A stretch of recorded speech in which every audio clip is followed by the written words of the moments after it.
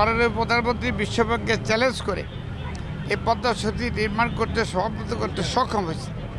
মাননীয় প্রধানমন্ত্রীকে ধন্যবাদ জানাই। স্বাধীনতার পরে আমি মনে করি আমাদের সবচেয়ে বড় অর্জন হচ্ছে পদ্মা সেতু।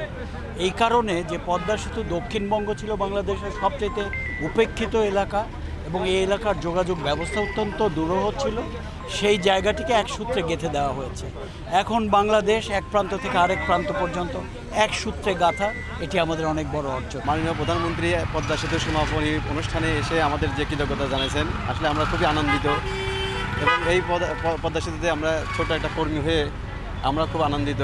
এখন ভিখারি নামে পরিচিত বাঙালি এখন মাথা উঁচা করে দাঁড়িয়েছে জননেত্রী শেখ হাসিনার নেতৃত্বে, এবং পদ্মা সেতু তার মধ্যে একটা অন্যতম ফ্যাক্টর। পদ্মা সেতু এটা আমাদেরকে মানে অনেক ষড়যন্ত্র হচ্ছিল যাতে সেতু না হতে পারে, কিন্তু আল্লাহর রহমত সেতু হয়েছে এবং সেই সেতু দিয়ে দক্ষিণ বাংলার 18টি জেলার মানুষ যাতায়াত করে। আমাদের অর্থনীতি এগিয়ে যাচ্ছে জননেত্রী শেখ হাসিনার নেতৃত্বে, জাতির পিতার স্বপ্নের সোনার বাংলা। মুন্সিগঞ্জে কাজ করেছে, এখানকার যারা আপনাদের সাথে নিয়ে কাজ করেছি তাদের সাথে আজকে আবার দেখা হলো।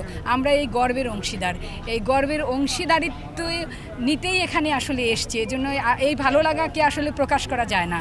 আপনাদের দেখে খুব ভালো লাগছে।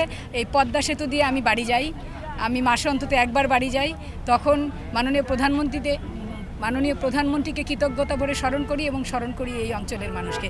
সারা জীবন এই অঞ্চলের মানুষকে স্মরণ করব। সারা বিশ্বে যেই অবাক বিস্ময় সেতুগুলো রয়েছে তার মধ্যে পদ্মা সেতু একটি। খরস্রোতা নদীর মধ্যে, যেটা মাননীয় প্রধানমন্ত্রী এইমাত্র তার মূল্যবান বক্তব্যে বলে গেলেন যে আমাজন খরস্রোতা নদী, এরপরে পদ্মা হচ্ছে খরস্রোতা নদী। আমরা জানি পদ্মা নদী হচ্ছে কীর্তিনাশা পদ্মা, সর্বগ্রাসী পদ্মা। সেই পদ্মা সেতুকে বশ বানিয়ে আমাদের দেশে একটা সেতু, যেটা বিস্ময়কর ব্যাপার। সারা বিশ্বের বিস্ময় তুমি আমার অহংকার, পদ্মা সেতু। এটা এমন একটা যেটা অন্তত সাহসিকতা সম্পন্ন মানুষ না হলে এই প্রকল্পের প্রধানমন্ত্রী ছাড়া কেউ এটা হস্তক্ষেপ করতো না। সুতরাং এটা দিয়ে আমাদের অর্থনীতি এবং পুরা আমাদের দেশের সামাজিক রাজনৈতিক অনেক কিছু, ব্যবসা বাণিজ্য সকল কিছু নির্ভর করে আজকে এই পদ্মা সেতু। আমরা এই পদ্মা সেতু যেহেতু আমাদের এই মুন্সিগঞ্জের মধ্য দিয়ে হয়েছে, এই জন্য আমরা গর্ববোধ করি। মাননীয় প্রধানমন্ত্রী ওনার বক্তব্যে যে সুন্দর করে বলছিলেন যে আপনারা জানেন যে জমি অধিগ্রহণ যখন করেছিল পদ্মা সেতুর, সবারকে পুনর্বাসন করেছেন, তাদের অর্থ প্রদান করেছেন, তারপরেও উনি একটা বিশেষভাবে গভীর কৃতজ্ঞতা জানিয়েছেন যারা দুই পাড়ের মানে জমি দান করেছেন তাদের প্রতি।